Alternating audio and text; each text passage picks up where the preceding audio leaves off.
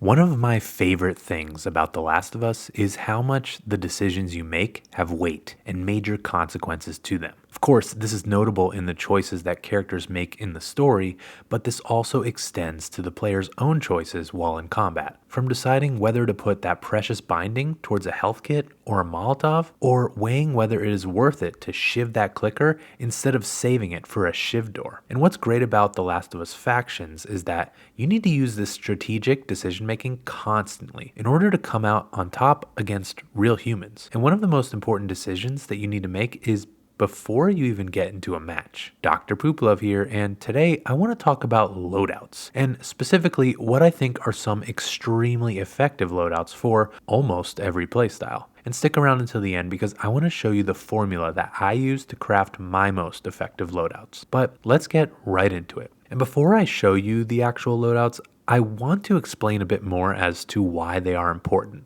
Now, firstly, I don't think there is one truly best loadout out there, but rather several top loadouts that need to be tailored towards each player's individual playstyle. However you choose to play the game, the loadout you need to craft is one that should synergize and complement your playstyle. And when you have this in place, you can become unstoppable, or at least substantially improve your results. So let's get into what I would choose if I exhibited each one of these playstyles. And the first playstyle that I want to cover is the sniper style. And this loadout is for someone who wants to be rewarded for having great aim and someone who wants to be a headhunter. And I call this loadout, oops, where'd your head go? Of course, this has the hunting rifle for getting some sweet headshots. And I also have the 9mm on there. Sure, the revolver combo is deadly, but we are looking for headshots here.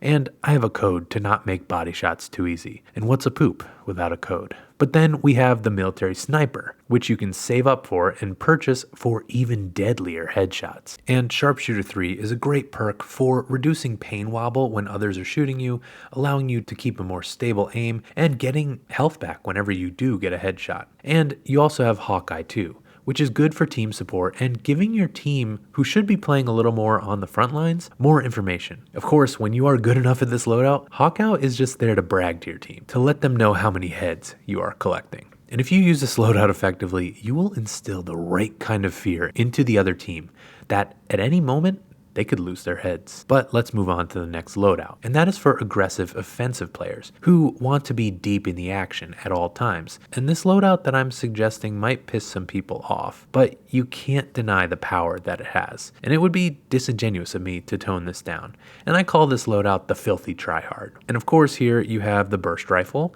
which is a prime weapon for up-close offense. And combined with Sharpshooter 3, if you can get some headshots, which is not too difficult given the burst pattern of this gun, you can kind of frequently get headshots, and the health back from Sharpshooter 3 makes you basically invincible. The burst also pairs well with the 9mm, which has the same headshot multiplier and the same number of bullets to down. And on this loadout, I also have Brawler, which even though I kind of suck with it, this perk will help in those close encounters when you just need to get a little health back from punching or using that hit stick. I also have First Aid Training 1 on here, which comes in handy and allows you to heal so much faster. Since you'll be deep in the action, this will help a lot. And then I have Awareness 1. It's a pretty useful perk for tracking enemies that harm you.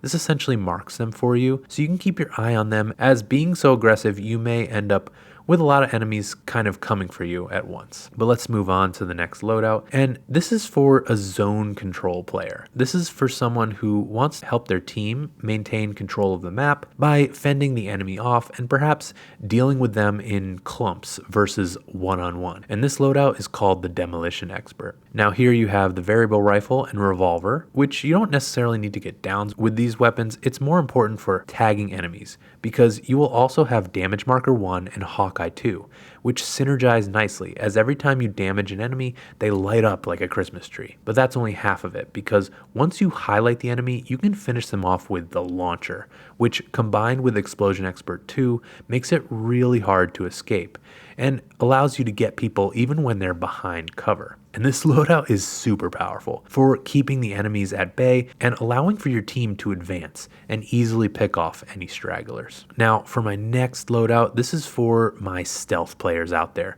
who like to lurk in the shadows and shiv enemies' necks. And I have the perfect loadout called the Sneaky Shiver. Of course, we have Covert 2 here, so you can start with a shiv and remain undetected in listen mode. Agility 1 also allows you to crouch walk much faster so you can flank much easier. Sharp Ears 3 is super effective for understanding where the enemy is at all times and allows you to pulse it fairly regularly to constantly check. And Executioner 3 allows you to craft a lot more shivs at once, and it gives you a ton of parts for each shiv and execution. You can focus on crafting smokes, which allow you to shiv a little bit easier, and you also have the trusty revolver for when you get into a bind. And now my next loadout is for the ultimate support class. This loadout is great for everyone, but I do recommend this to newer players who are just getting into the game, because even newer players can dominate with this class while they are still trying to understand the ropes. You have First Aid Training 3, which if you're sticking close to your teammates, you can heal them up and use this for some massive parts. You also have Reviver 2,